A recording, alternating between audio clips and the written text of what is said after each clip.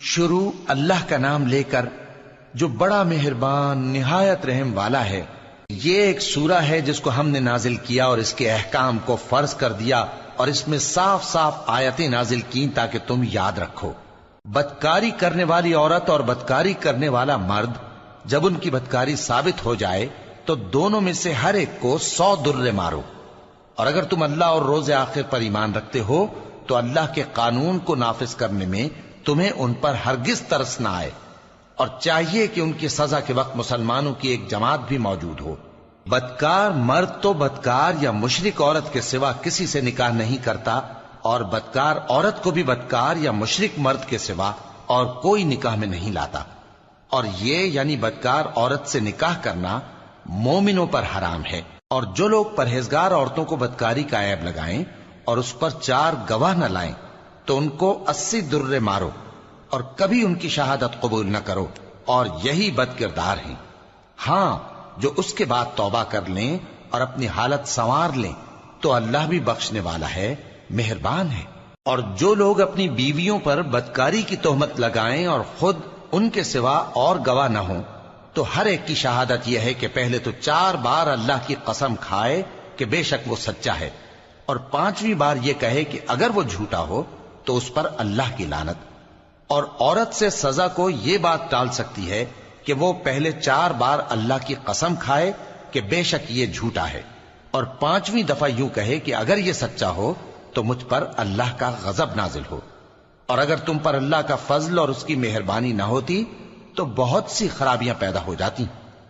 اور یہ کہ اللہ توبہ قبول کرنے والا ہے، حکیم ہے۔ جن لوگوں نے یہ بہتان باندھا ہے وہ تمہیں میں سے ایک جماعت ہے، اس کو اپنے حق میں برا نہ سمجھنا، بلکہ وہ تمہارے لیے اچھا ہے۔ ان میں سے جس شخص نے گناہ کا جتنا حصہ لیا اس کے لیے اتنا وبال ہے، اور جس نے ان میں سے اس بہتان کا بڑا بوجھ اٹھایا ہے اس کو بڑا عذاب ہوگا۔ جب تم نے وہ بات سنی تھی تو مومن مردوں اور عورتوں نے کیوں اپنے دلوں میں نیک گمان نہ کیا، اور کیوں نہ کہہ دیا کہ یہ کھلم کھلا بہتان ہے؟ یہ بہتان لگانے والے اپنی بات کی تصدیق کے لیے 4 گواہ کیوں نہ لائے؟ تو جب یہ گواہ نہیں لا سکے تو اللہ کے نزدیک یہی جھوٹے ہیں۔ اور اگر دنیا اور آخرت میں تم پر اللہ کا فضل اور اس کی رحمت نہ ہوتی تو جس شغل میں تم منہمک تھے اس کی وجہ سے تم پر بڑا سخت عذاب نازل ہوتا، جب تم اپنی زبانوں سے اس کا ایک دوسرے سے ذکر کرتے تھے اور اپنے منہ سے ایسی بات کہتے تھے جس کا تم کو کچھ بھی علم نہ تھا، اور تم اسے ایک ہلکی بات سمجھتے تھے، حالانکہ اللہ کے نزدیک وہ بڑی بھاری بات تھی۔ اور جب تم نے اسے سنا تھا تو کیوں نہ کہہ دیا کہ ہمیں شایع نہیں کہ ایسی بات زبان پر لائیں؟ پروردگار تو پاک ہے،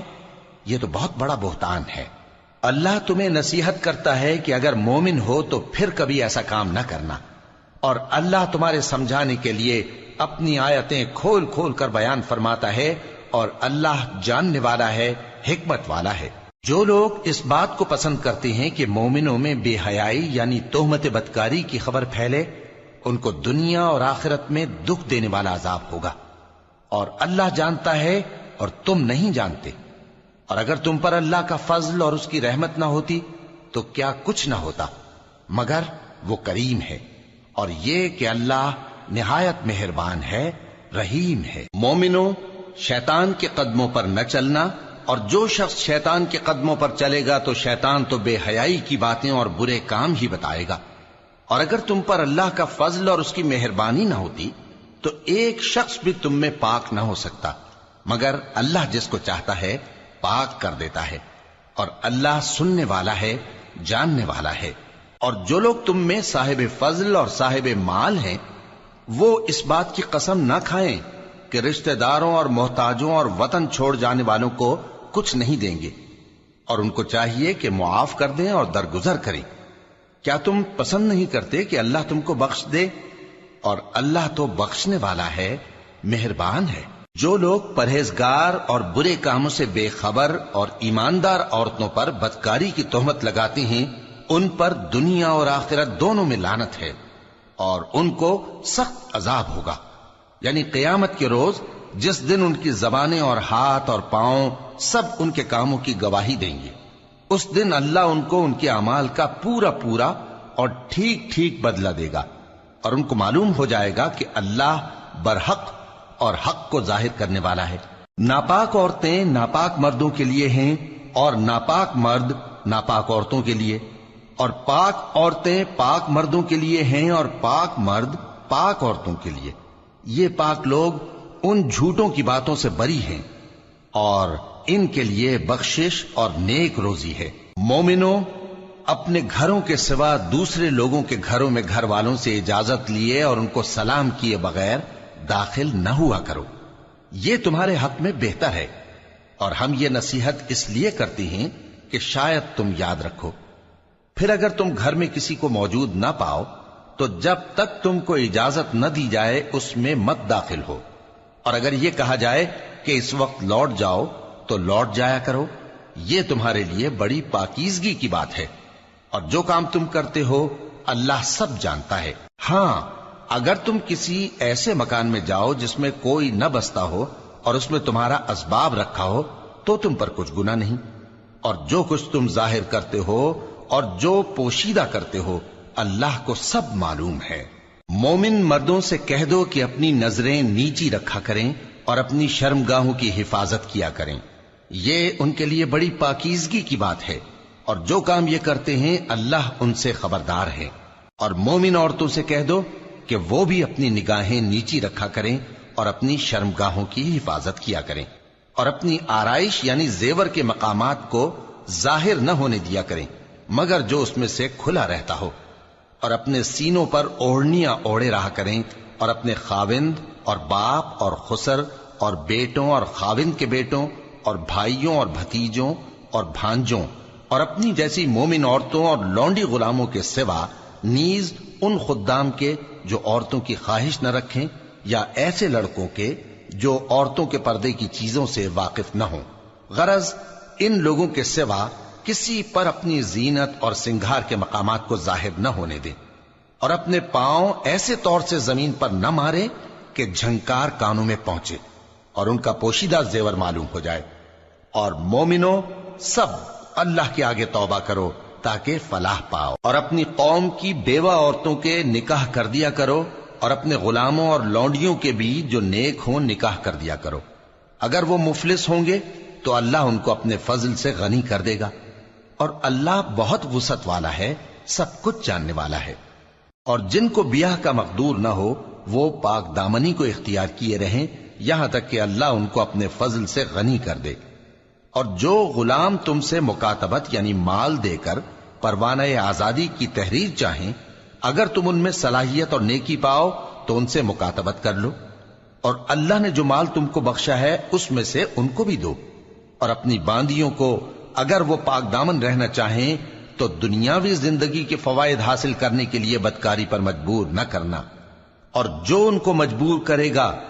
تو ان بیچاریوں کے مجبور کیے جانے کے بعد اللہ بخشنے والا روشن آیتیں نازل کی ہیں، اور جو لوگ تم سے پہلے گزر چکے ہیں ان کی خبریں اور پرہیزگاروں کے لیے نصیحت۔ اللہ آسمانوں اور زمین کا نور ہے، اس کے نور کی مثال ایسی ہے کہ گویا ایک طاق ہے جس میں ایک چراغ ہے، اور چراغ ایک قندیل میں ہے، اور قندیل ایسی صاف شفاف ہے کہ گویا موتی کا سا چمکتا ہوا تارا ہے۔ اس میں ایک مبارک درخت کا تیل جلایا جاتا ہے یعنی زیتون کا، کہ نہ مشرق کی طرف ہے نہ مغرب کی طرف۔ ایسا معلوم ہوتا ہے کہ اس کا تیل خواہ آگ اسے نہ بھی چھوئے جلنے کو تیار ہے۔ بڑی روشنی پر روشنی ہو رہی ہے۔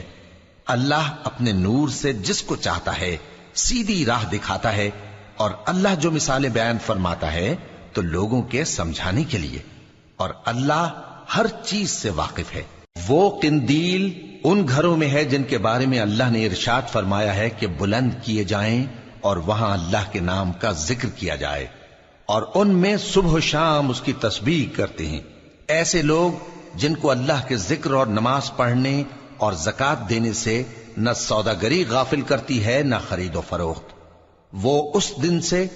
جب دل خوف اور گھبراہٹ کے سبب الٹ جائیں گے اور آنکھیں اوپر چڑھ جائیں گی ڈرتے ہیں، تاکہ اللہ ان کو ان کے اعمال کا بہت اچھا بدلہ دے اور اپنے فضل سے زیادہ بھی عطا فرمائے۔ اور اللہ جس کو چاہتا ہے بے حساب رزق دیتا ہے۔ اور جن لوگوں نے کفر کیا ان کے اعمال کی مثال ایسی ہے جیسے میدان میں ریت کہ پیاسا اسے پانی سمجھے، یہاں تک کہ جب اس کے پاس آئے تو اسے کچھ بھی نہ پائے اور اللہ ہی کو اپنے پاس دیکھے تو وہ اسے اس کا حساب پورا پورا چکا دے، اور اللہ جلد حساب کرنے والا ہے۔ یا ان کے اعمال کی مثال ایسی ہے جیسے گہرے سمندر میں اندھیرے جس پر لہر چڑھی چلی آتی ہو اور اس کے اوپر اور لہر آ رہی ہو اور اس کے اوپر بادل ہو، غرض اندھیرے ہی اندھیرے ہوں، ایک پر ایک چھایا ہوا، جب اپنا ہاتھ نکالے تو کچھ نہ دیکھ سکے، اور جس کو اللہ روشنی نہ دے اس کو کہیں بھی روشنی نہیں مل سکتی۔ کیا تم نے نہیں دیکھا کہ جو لوگ آسمانوں اور زمین میں ہیں اللہ کی تسبیح کرتے رہتے ہیں، اور پر پھیلائے ہوئے پرندے بھی، اور سب اپنی نماز اور تسبیح کے طریقے سے واقف ہیں، اور جو کچھ وہ کرتے ہیں سب اللہ کو معلوم ہے، اور آسمان اور زمین کی بادشاہی اللہ ہی کے لیے ہے اور اللہ ہی کی طرف لوٹ کر جانا ہے۔ کیا تم نے نہیں دیکھا کہ اللہ ہی بادلوں کو چلاتا ہے، پھر ان کو آپس میں ملا دیتا ہے، پھر ان کو تہ بتہ کر دیتا ہے، پھر تم دیکھتے ہو کہ بادل سے مے نکل کر برس رہا ہے، اور آسمان میں جو اولوں کے پہاڑ ہیں ان سے اولے نازل کرتا ہے، تو جس پر چاہتا ہے اس کو برسا دیتا ہے اور جس سے چاہتا ہے ہٹا رکھتا ہے، اور بادل میں جو بجلی ہوتی ہے اس کی چمک آنکھوں کو خیرہ کر کے بینائی کو اچ کے لیے جاتی ہے۔ اللہ ہی رات اور دن کو بدلتا رہتا ہے، اہل بصارت کے لیے اس میں بڑی عبرت ہے۔ اور اللہ ہی نے ہر چلنے پھرنے والے جاندار کو پانی سے پیدا کیا، تو ان میں سے بعض ایسے ہیں کہ پیٹ کے بل چلتے ہیں، اور بعض ایسے ہیں جو 2 پاؤں پر چلتے ہیں، اور بعض ایسے ہیں جو 4 پاؤں پر چلتے ہیں۔ اللہ جو چاہتا ہے پیدا کرتا ہے، بے شک اللہ ہر چیز پر قادر ہے۔ ہم ہی نے روشن آیتیں نازل کی ہیں، اور اللہ جس کو چاہتا ہے سیدھے راستے کی طرف ہدایت کرتا ہے۔ اور بعض لوگ کہتے ہیں کہ ہم اللہ پر اور رسول پر ایمان لائے اور ان کا حکم مان لیا، پھر اس کے بعد ان میں سے ایک فریق پھر جاتا ہے، اور یہ لوگ صاحب ایمان ہی نہیں ہیں، اور جب ان کو اللہ اور اس کے رسول کی طرف بلایا جاتا ہے تاکہ پیغمبر ان کا قضیہ چکا دیں تو ان میں سے ایک فریق منہ پھیر لیتا ہے، اور اگر ان کو حق ملتا ہو تو اس کی طرف قبول کر کے چلے آتے ہیں۔ کیا ان کے دلوں میں بیماری ہے یا یہ شک میں ہیں، یا ان کو یہ خوف ہے کہ اللہ اور اس کا رسول ان پر ظلم کریں گے؟ نہیں، بلکہ یہ خود ہی ظالم ہے۔ مومنوں کی تو یہ بات ہے کہ جب اللہ اور اس کے رسول کی طرف بلائے جائیں تاکہ وہ ان میں فیصلہ کریں تو کہیں کہ ہم نے حکم سن لیا اور مان لیا، اور یہی لوگ فلاح پانے والے ہیں۔ اور جو شخص اللہ اور اس کے رسول کی فرما برداری کرے گا اور اس سے ڈرے گا اور اس کا تقوی اختیار کرے گا تو ایسے ہی لوگ مراد کو پہنچنے والے ہیں۔ اور یہ اللہ کی سخت سخت قسمیں کھاتے ہیں کہ اگر تم ان کو حکم دو تو سب گھروں سے نکل کھڑے ہوں۔ کہہ دو کہ قسمیں مت کھاؤ، پسندیدہ فرما برداری درکار ہے، بے شک اللہ تمہارے سب اعمال سے خبردار ہے۔ کہہ دو کہ اللہ کی فرما برداری کرو اور رسول کے حکم پر چلو، اگر منہ موڑو گے تو رسول پر اس چیز کا ادا کرنا ہے جو ان کے ذمے ہے، اور تم پر اس چیز کا ادا کرنا ہے جو تمہارے ذمے ہے، اور اگر تم ان کے فرمان پر چلو گے تو سیدھا رستہ پالو گے، اور رسول کے ذمے تو صاف صاف پہنچا دینا ہے۔ جو لوگ تم میں سے ایمان لائے اور نیک کام کرتے رہے ان سے اللہ کا وعدہ ہے کہ ان کو ملک کا حاکم بنا دے گا، جیسا ان سے پہلے لوگوں کو حاکم بنایا تھا، اور ان کے دین کو جسے اس نے ان کے لیے پسند کیا ہے مستحکم و پائیدار کرے گا، اور خوف کے بعد ان کو امن بخشے گا۔ وہ میری عبادت کریں گے اور میرے ساتھ کسی چیز کو شریک نہ بنائیں گے، اور جو اس کے بعد کفر کرے تو ایسے ہی لوگ بد کردار ہیں۔ اور نماز پڑھتے رہو اور زکوٰۃ دیتے رہو اور پیغمبر کے فرمان پر چلتے رہو تاکہ تم پر رحمت کی جائے، اور ایسا خیال نہ کرنا کہ کافر لوگ ہم کو زمین میں مغلوب کر دیں گے، ان کا ٹھکانہ دوزخ ہے اور وہ بہت برا ٹھکانہ ہے۔ مومنوں، تمہارے باندی غلام اور جو بچے تم میں سے بلوغ کو نہیں پہنچے 3 دفعہ یعنی 3 اوقات میں تم سے اجازت لیا کریں، ایک تو نماز فجر سے پہلے، اور دوسرے گرمی کی دوپہر کو جب تم کپڑے اتار دیتے ہو، اور تیسرے عشاء کی نماز کے بعد۔ یہ 3 وقت تمہارے پردے کے ہیں، ان کے آگے پیچھے یعنی دوسرے وقتوں میں نہ تم پر کچھ گناہ ہے اور نہ ان پر کہ کام کاج کے لیے ایک دوسرے کے پاس آتے رہتے ہو۔ اس طرح اللہ اپنی آیتیں کھول کھول کر بیان فرماتا ہے، اور اللہ بڑا علم والا ہے، بڑا حکمت والا ہے۔ اور جب تمہارے لڑکے بالغ ہو جائیں تو ان کو بھی اسی طرح اجازت لینی چاہیے جس طرح ان سے اگلے یعنی بڑے آدمی اجازت حاصل کرتے رہے ہیں۔ اس طرح اللہ تم سے اپنی آیتیں کھول کھول کر بیان فرماتا ہے، اور اللہ جاننے والا ہے، حکمت والا ہے۔ اور بڑی عمر کی عورتیں جن کو نکاح کی توقع نہیں رہی اور وہ زائد کپڑے اتار کر سر ننگا کر لیا کریں تو ان پر کچھ گناہ نہیں، بشرطے کہ اپنی زینت کی چیزیں نہ ظاہر کریں، اور اگر اس سے بھی بچیں تو یہ ان کے حق میں بہتر ہے، اور اللہ سنتا ہے، جانتا ہے۔ نہ تو اندھے پر کچھ گناہ ہے، اور نہ لنگڑے پر، اور نہ بیمار پر، اور نہ خود تم پر کہ اپنے گھروں سے کھانا کھاؤ، یا اپنے باپ دادا کے گھروں سے، یا اپنی ماؤں کے گھروں سے، یا بھائیوں کے گھروں سے، یا اپنی بہنوں کے گھروں سے، یا اپنے چچاؤں کے گھروں سے، یا اپنی پھوپھیوں کے گھروں سے، یا اپنے ماموؤں کے گھروں سے، یا اپنی خالاؤں کے گھروں سے، یا اس گھر سے جس کی کنجیاں تمہارے ہاتھ میں ہوں، یا اپنے دوستوں کے گھروں سے۔ اور اس کا بھی تم پر کچھ گناہ نہیں کہ سب مل کر کھانا کھاؤ یا جدا جدا۔ پھر جب گھروں میں جایا کرو تو اپنے گھر والوں کو سلام کیا کرو، یہ اللہ کی طرف سے مبارک اور پاکیزہ تحفہ ہے۔ اس طرح اللہ اپنی آیتیں کھول کھول کر بیان فرماتا ہے تاکہ تم سمجھو۔ مومن تو وہ ہیں جو اللہ پر اور اس کے رسول پر ایمان لائے، اور جب کبھی ایسے کام کے لیے جو جمع ہو کر کرنے کا ہو پیغمبر کے پاس جمع ہوں تو ان سے اجازت لیے بغیر چلے نہیں جاتے۔ اے پیغمبر، جو لوگ تم سے اجازت حاصل کرتے ہیں وہی اللہ پر اور اس کے رسول پر ایمان رکھتے ہیں،